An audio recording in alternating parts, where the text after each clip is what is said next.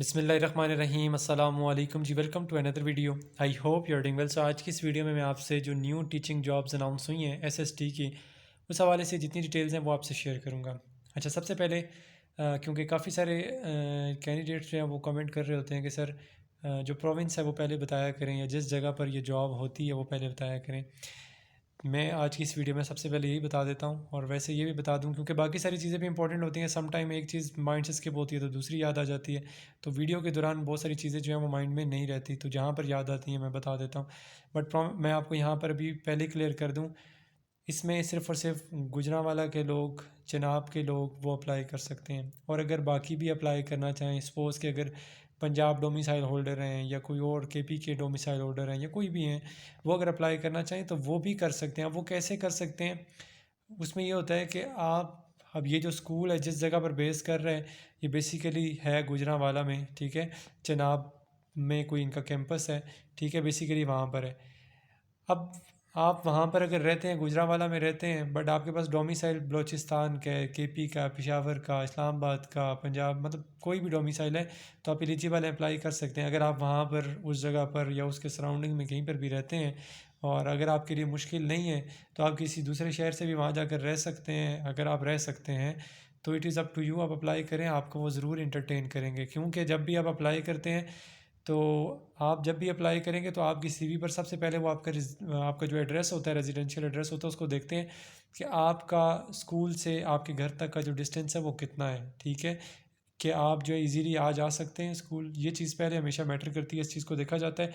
और उसके बाद फिर आपकी क्वालिफ़िकेशन और जो एकेडमिक जो भी चीज़ें होती हैं वो बाद में देखी जाती हैं।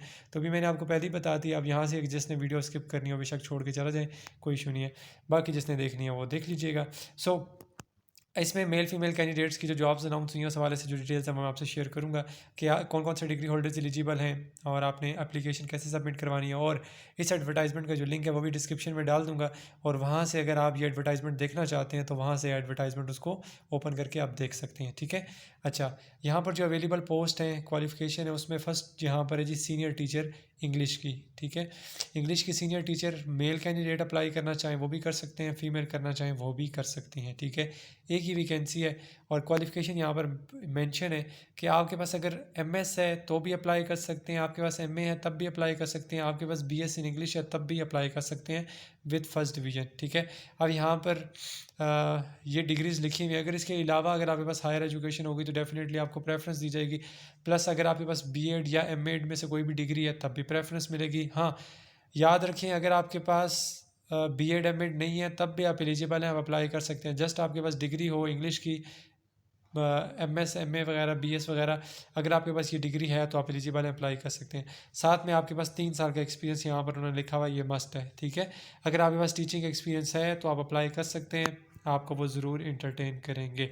अच्छा, नेक्स्ट यहाँ पर सीनियर टीचर केमिस्ट्री का, और ये फ़ीमेल टीचर्स के लिए, ठीक है। मेल कैंडिडेट्स इसमें एलिजिबल नहीं है, वो अप्लाई नहीं कर सकते।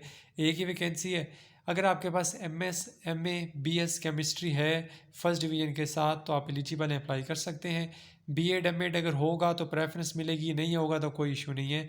और 3 साल का कम से कम एक्सपीरियंस आपके पास होना चाहिए, तो आप एलिजिबल हैं, अप्लाई कर सकते हैं।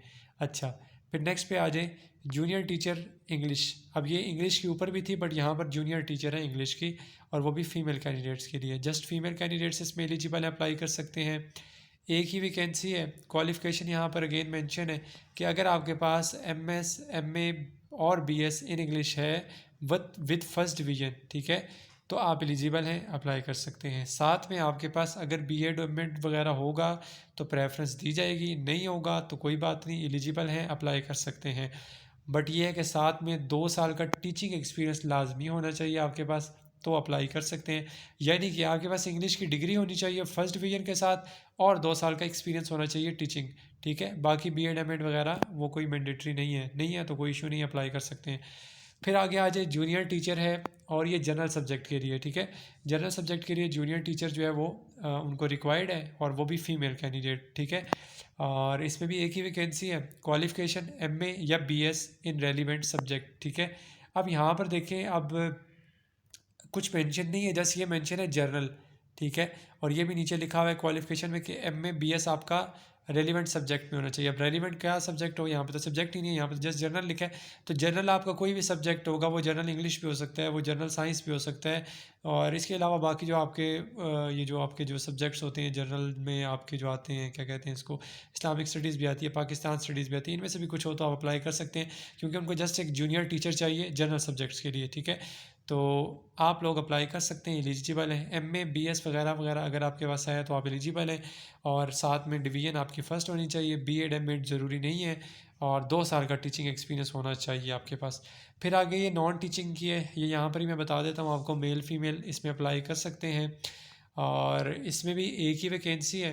क्वालिफ़िकेशन अगर आपके पास एमबीए या बीबीए, ठीक है, हो तो आप एलिजिबल हैं फर्स्ट डिवीज़न के साथ, और इससे इक्विवेलेंट अगर कोई भी क्वालिफ़िकेशन होगी तब भी आप एलिजिबल हैं, अप्लाई कर सकते हैं। 2 साल का टीचिंग एक्सपीरियंस आपके पास होना चाहिए, टीचिंग कह रहा हूँ, 2 साल का आपके पास एक्सपीरियंस होना चाहिए किसी भी इदारे में, अगर आपने एज ए अकाउंटेंट काम किया हुआ है, ठीक है, तो आप एलिजिबल हैं, अप्लाई कर सकते हैं।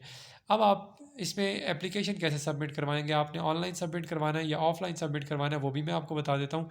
पहले आपको ये बता दूँ कि इसमें जो डेडलाइन है, लास्ट डेट है एप्लीकेशन सबमिट करवाने की, वो 3 नवंबर 2024 है, ठीक है। सिलेक्शन प्रोसीजर यहाँ पर लिखा हुआ है कि shortlisted candidates will be called for interviews written test, ठीक है। तो यहाँ पर आपका टेस्ट भी हो सकता है, इंटरव्यूज़ भी आप कंडक्ट किए जाते हैं, मगर ये होता है कि ऐसी कोई भी एसएसटी की जॉब्स जो आती हैं ना, इसमें आप लोगों को डायरेक्टली जो है वो या तो डेमो के लिए बुलाया जाता है या फिर आपको इंटरव्यू होता है, मतलब डेमो और इंटरव्यू मस्ट है। रिटन टेस्ट बहुत कम इदारे हैं जो लेते हैं, ठीक है, इसमें, ठीक है। Only short listed candidates will be considered for final selection. अच्छा, अब आ जाते हैं सैलरी पर। यहाँ पर आपको जो सैलरी दी जाएगी वो है जी, for these positions ranges between 38,000 to 48,000, यानी कि 38 से 48 हज़ार तक आपको सैलरी दी जाएगी, वो भी आपकी क्वालिफिकेशन और एक्सपीरियंस की बेसिस पर, ठीक है। तो ये इसका यहाँ पर आ जाए, ये इसका ऑफिशियल एडवर्टाइजमेंट है जो मैं आपसे शेयर करूँ, कैंट बोर्ड फॉर गुजरांवाला, ठीक है। Faculty required on contract basis, ये आपके कॉन्ट्रैक्ट बेसिस पर होंगी, ठीक है। वैसे यहाँ पर कॉन्ट्रैक्ट मेंशन नहीं है, बट जो भी स्कूल कॉलेज का कॉन्ट्रैक्ट होता है वो आपको पता है वो एनुअल 1 साल का ही होता है, क्योंकि सेशन 1 साल का होता है, तो वो कॉन्ट्रैक्ट भी 1 साल का होता है। फिर उसके बाद आपकी परफॉर्मेंस अगर अच्छी होती है तो वो कॉन्ट्रैक्ट जो है वो एक्सटेंडेबल भी होता है, रिन्यू हो जाता है, ठीक है। यहाँ पर ये पोजीशंस और इसकी डिटेल सारी लिखी हैं। ये एडवर्टाइजमेंट का लिंक मैं डिस्क्रिप्शन में डाल दूँगा, तो आप इसको वहाँ से देख लीजिएगा। अब आप इसमें अप्लाई कैसे करेंगे, ठीक है। यहाँ पर ये मेंशन है, सबसे सेकंड लास्ट जो पॉइंट है, the desirous candidate shall apply on the ML&C career portal www.careers.mlc.gov.pk। तो ये आपको जो यहाँ पर लिंक दिया हुआ है, इस लिंक को आपने एज इट इज़ उठाकर गूगल पर पेस्ट करेंगे तो आपके सामने ऑनलाइन एप्लीकेशन का जो पोर्टल है वो ओपन हो जाएगा, और आपने सिर्फ और सिर्फ इसमें ऑनलाइन एप्लीकेशन ही सबमिट करवानी है। अब ऑनलाइन एप्लीकेशन आप खुद सबमिट करवाना चाहें so well and good, otherwise अगर आप हमारी सर्विस लेना चाहते हैं, क्योंकि मैं भी ऑनलाइन एप्लीकेशन 400 में सबमिट करवाता हूँ, तो आप उसके लिए मुझे सिंपली कमेंट करेंगे, मैं अपना व्हाट्सएप नंबर आपसे शेयर कर दूंगा, देन आप अपनी ऑनलाइन एप्लीकेशन हमारे थ्रू 400 में सबमिट करवा सकते हैं, ठीक है। तो ये मैंने डिटेल के साथ कंप्लीट प्रोसीजर आपसे शेयर कर दी है कि आपकी एडवर्टाइजमेंट ये है, इसमें कौन कौन सी वैकेंसीज़ हैं, सैलरी आपकी क्या होगी, कॉन्ट्रैक्ट बेसिस पर आपकी ये जॉब है, ऑनलाइन ऑफलाइन कैसे अप्लाई कर सकते हैं, ठीक है। हर चीज़ मैंने आपसे शेयर कर दी है, प्रोविंस के बारे में बता दी है। तो इसके अलावा अगर आपको फिर भी किसी किस्म का कोई भी क्वेश्चन होता है, then you can ask in comment box section. Next video तक के लिए अपना बहुत सारा ख्याल रखिएगा, दुआओं में याद रखिएगा। अल्लाह हाफिज़।